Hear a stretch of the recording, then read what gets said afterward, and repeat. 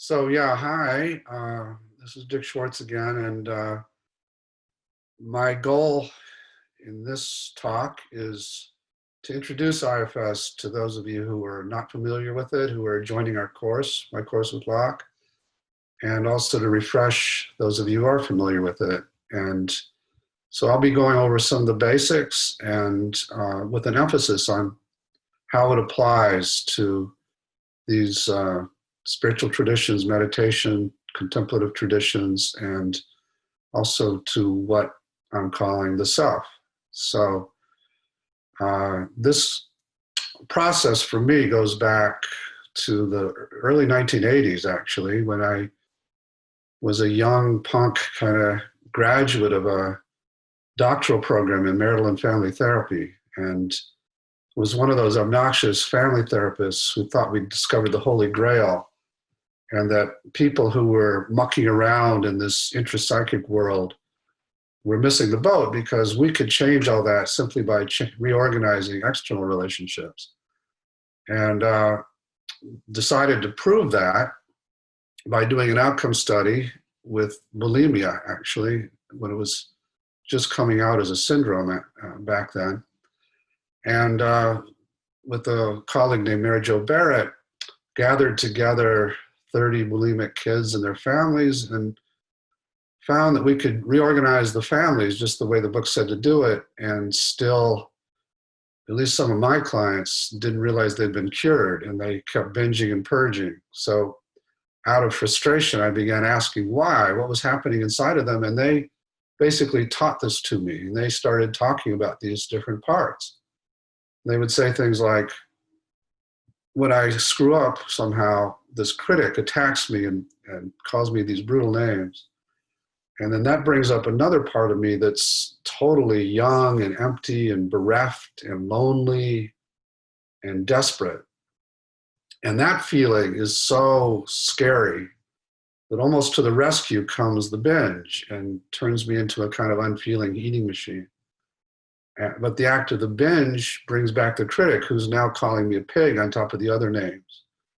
And then that brings up that same young, empty, lonely, desperate one. And so the binge has to come back. And they would be in that vicious cycle that would escalate over time all day sometimes. And so I became intrigued after I got over the worry that they were maybe multiple personality disordered people. And I got over that partly by noticing that I have similar kind of parts inside of me, and some of them are equally extreme about food. And as I became intrigued then, I was lucky to have a couple clients that were very articulate about the phenomena and could teach me about how these parts related to each other. And initially I thought they were what they seemed, and I would have my clients fight with them or ignore them, try to control them. But at some point, there's a story to that I don't have time to get into, I realized that they're not what they seem, that they're actually almost like children in a family who are forced out of their naturally valuable states into roles that they don't like by things that happened in the family's life or the dynamics within the family.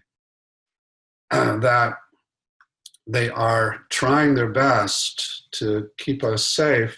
Many of them are frozen in time in the past, during traumas, during attachment injuries, and they live as if we're still 5 years old, and they still have to protect us with that kind of fierceness that they did. And much of their behavior back then was absolutely necessary to protect us. It's just kind of anachronistic now, but they haven't caught up with us. So at some point, I sort of got all of that. And when I did, I shifted from trying to get my client to control them to trying to get my client to get to know them and actually change their relationship with them in a positive way. And at the time, I'd heard about the Gestalt empty chair technique. So I would have a client sitting in one chair talking to an empty chair across from them and having that kind of dialogue as if the part was in that other chair. And then shift chairs and be the part talking back. And then one client said, I don't really have to hop around like that. I can just sit here and do it. So since then, we don't have people hop around so much. We mainly have people sit there and do it. And by do it, I mean focus on a part that you want to change or help, and actually you can find it in your body or around your body, which are the first two steps to do this. And then I would ask you, if you were doing this work and maybe you're working on your rage or the part of you that gets very frightened and keeps you from doing things or whatever it is, after you found it in your body, I would have you notice how you feel toward this part of you, because you do have a relationship with it. And most people, if it's a part that's been bothering them, will say, I hate it, or I want to get rid of it, or it's very annoying. It gets in my way. I don't like it. Or I'm afraid of it. I'm afraid of what the power has to take over me. And that's all understandable. And that would be them speaking from other parts of them that have those polarized feelings toward this one, by definition in IFS anyway. And so I would have them focus on those that have all these attitudes about this target part and ask those to just separate, just open some space inside. And it's a request. It's not a demand. It's not pushing them away, but just see if those parts of you who are hating this one would give us a little bit of space to get to know it. We're not going to give it more power to take over. We're not going to, we're not going to let it do its extreme thing. We're just going to get to know it and maybe even help it not have to do this. And most people with that will say, okay, they did. And I'd say, now how do you feel toward it? And it would be usually some version of what I call a self-led answer. So it might be suddenly you'd say, well, now I'm just kind of curious about why it's doing this. Or even suddenly I feel sorry for it. I feel sorry that it has to do this inside of me. And now I know we have enough self to have the conversation go in a good way. So I would say to you, okay, let this part know that you are curious about it, and just see what it wants you to know about itself. And wait for the answer. Don't think of the answer. And in doing that, people will get answers that surprise them often. And we'll learn about the part and why it's so angry. What happened to make it so angry? What happened to make it think it had to protect you with this anger? And as they learn more about the part, naturally they'll have a kind of appreciation that they didn't have before about why it's doing what it's doing and how it got into this role, and they can extend that appreciation to it. And so we began not only appreciating these protective parts, which is a lot. I mean, that by itself is very transformative of your inner world, brings a lot more peace. But also then learn about what they are protecting. And usually they're protecting parts of you that were hurt, that took the brunt of the pain or the shame or the fear, and carry all that and are stuck back in those scenes in the past when those things happened to you. And so we negotiate with these protectors permission to go to those parts so we can actually heal them and get them out of where they're stuck in the past and release these extreme beliefs and emotions they've been carrying, what we call burdens. At which point they'll naturally transform into their valuable states. That's kind of miraculous, but it works, it happens, that these parts aren't what they seem. The basic premise of IFS is that they come with us at birth. It's the natural state of the mind to be multiple. The idea that we're one mind is a big myth that actually has a lot of destructive qualities for our culture. The idea that we're multiple is actually very liberating, because I don't feel like I hate you. It's just a part of me that feels that way right now. It's a very different understanding, and that part's protecting somebody who got hurt in the past. So yeah, we're all multiple personalities, and that's a good thing because they all contain these wonderful qualities. But as I said, they get forced out of their naturally valuable states into roles that they don't like.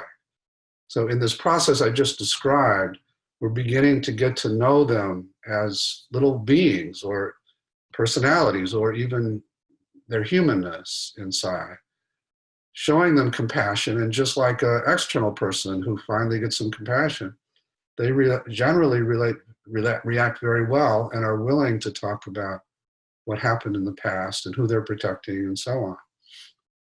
So then we go to what we call the exile. That is the part of you that got hurt so badly and carries these burdens of worthlessness or pain or terror or all these feelings that you didn't ever want to feel again. So you put them in a kind of inner basement or abyss or cave, and all these other protectors are trying their best to keep you away from those exiles, not knowing that you were actually locking up some of your most precious qualities, because it isn't just memory, sensations, emotions, and beliefs you're trying to move on from, trying to get away from. It's the parts that were hurt the most, the parts that were most sensitive, the parts of you that, when they're not burdened, are these delightful inner children who give you lots of creativity and openness and trust and desire to connect to others and so on. And so as we go through life and get hurt, we're just locking away our juice, basically. So the big payoff to going to exiles isn't just to unload the pain and shame and fear that they carry. It's actually to have access to that stuff that you haven't had for 30 years or however long, and to feel it in your body again, and to have it inform your life in a different way. And so we get permission from protectors first, and then we open the door to these exiles, and there's a big fear usually of being overwhelmed by all the pain they carry or whatever feeling it is. So we know how to negotiate that and work it out so that doesn't happen, so that my client can be with, from self, be with this terrified little girl or boy. And most people actually see that part at that point as a child, or something very vulnerable. I don't happen to see anything, which I initially thought was, I'm like the one person who can't do that. But it turns out there's a percentage of us that don't. We can still do the work through hearing the voice, sensing the part's energy, and getting close to it that way. But once you access one of these exiles, then the first step is to form a trusting relationship with it, so it senses that you care about it. And then over time, through trial and error, we learned what these parts need to heal. And by heal, I mean to release these energies, these toxic burdens they carry, so they can transform. What they need is two things. First, they need to feel witness. They need to feel like you, the self, not necessarily me, the therapist, but you get what happened to them in the past when they picked up these emotions and beliefs, and how bad it was. And so we would have you ask this little child to let you know what happened to it in the past. And you might see scenes from the past and feel sensations and emotions. Again, we would monitor so you wouldn't be overwhelmed. And we do that until the part feels like now you finally get it. And which point it's still stuck back there. So I would say to you, I'd like you now to go into that scene and be with that child in the way that he or she needed in the past. And you would go in, and because you were in self, you would know just what to do. I usually don't have to say anything in the way of guiding. You just go in, you say, I'm doing this now for her, I'm doing that. I'd say, see if there's something else she needs back in there for you to do for her or with her. You would do that. We would then take her out of there to a safe, comfortable place. And I would guess that to some of you this sounds a little strange, but it actually works. At which point, the part would be willing to give up, and I literally mean this, to send out of your system the extreme beliefs and emotions that it got from that time, And once it does that, it transforms into its delightfully childlike, naturally playful, creative state. And there's a couple other steps to consolidating all of that. But once that's all taken care of and the part is clearly trusting of self, then we bring in the protector, the initial protector we got permission from, to see that it doesn't have to do this job anymore, and ask it what it would like to do instead.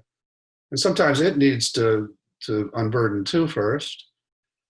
But it's always a valuable thing that these parts want to do.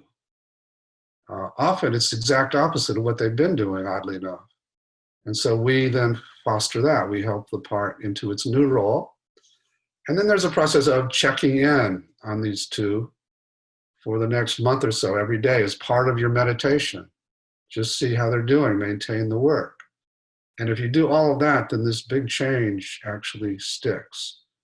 So it's a model of transformation and accessing of self to do it. And self, like I said, often once I get the critical mass of self in the room, in my client, a lot of times I just get out of the way because they automatically know exactly what to do. Now, applying all this to contemplative processes, I alluded to that in the talk earlier, but so what most people are meditating to get to is what I'm calling self. I stumbled onto a way to quickly access it, even in people who you would guess had no business accessing any of that kind of peace, or well, we have the 8 C's of self-leadership. So when I was doing this, getting parts to separate, and it was like the same person would pop out in different clients, I began to catalog the qualities that would show up. And so we have what we call the 8 C's of self-leadership: calm, confidence, curiosity, like a pure beginner's mind curiosity, compassion. It would blow my mind that people didn't have to build up their muscle of compassion or develop through practices, that it's just there, it's just covered over by all these parts and their burdens. Courage. People would suddenly have the courage to go to these scary places inside them that they were terrified to go before. Creativity. They would be able to relate both internally and externally in far more creative ways. Clarity. The image of the part would actually change. What looks like a monster initially turns into a teenage kid, maybe. And then connectedness, this sense of being connected to much more than my skin-bound personality or separate entity.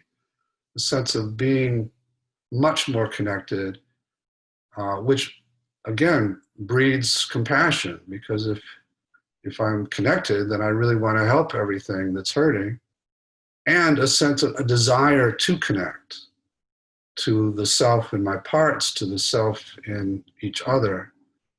So those are what we call the 8 C's of self-leadership. And that's basically what most every religious tradition, especially the contemplative sides of these religious traditions, talk about. Everyone has a word for it, whether it's Buddha nature or Atman in Hinduism, or Tao in the Taoism, or Christ consciousness in Christianity. Everybody's got a word for this, and everybody meditates to get access to it. No self in Buddhism is the same as self, what we're calling self, because it means the absence of parts. No, they equate parts with self. It's a linguistic thing. For me, self is different, is this other state that is the absence of parts. So if you watch the movie Inside Out, it's when all those little emotions would maybe go to sleep, and who's left but this other person who is invisible in the movie, just the space, but can be an effective inner and outer leader. So yeah, meditations are trying to access this, but they often are mistaking parts for obstacles, and considering the ego as the enemy, and doing violence that way, from my point of view, in terms of trying to push it away or denigrate it. And not all. I mean, there are many meditation leaders who are respectful of parts, and they talk about them as emotions, but they don't try to get you to fight with them or get rid of them. But it's pervasive in the meditation field. So some of my message, my purpose, is to bring this other way of meditating, where, and this will be offered in the course, where you begin to meditate and you just notice what parts are there, and you go to them with a lot of appreciation and connection and see how they're doing. And then at some point ask them to just relax inside and open some space. And then you're in this place. And it's not so effortful to get there. It doesn't take a huge amount of discipline, because you're not having to battle all these distracting parts who really want your attention. So it's similar. If you're a single parent, you got a bunch of needy little kids, but you need a little time to yourself. You're not going to lock them all in a harsh way in some closet. You're going to go to them and love them up, and then ask them to give you a little time. And it's much more effective that way.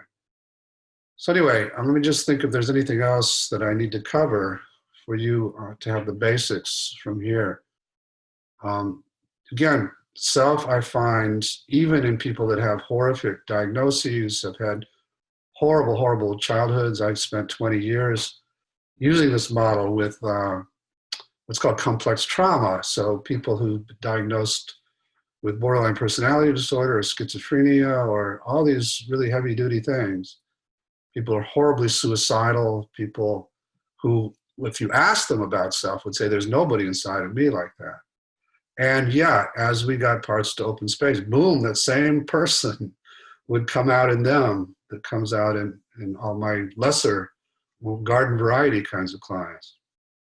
So that, after 30 some years of doing this and thousands of people doing this all over the world, we can pretty safely say that that's in everybody. That's who we really are. It gets occluded by the parts, but it can't be damaged. And when parts open space for it, it knows how to heal. And so this is a very different paradigm from both many spiritual traditions and also most psychotherapy traditions, that is at once empowering and very optimistic and non-pathologizing of anything. All parts are valuable, all parts are welcome. I've used this model with people who've murdered other people, with people who've sex offended other people. And even those parts, when given a chance to give their secret histories, will tell how they got into the roles they're in. So all parts are welcome. There aren't any bad ones. And I'm convinced that bringing peace in this inner world will take a big step toward bringing it in the outer world, because we relate to our parts in the same way we relate to people who resemble our parts. So if you're hating your anger, then you're going to be very angry at people who are angry. If you're afraid of your vulnerability to these exiles, then you're going to have trouble when somebody's vulnerable in front of you, and so on and so on. So it's all parallel that way.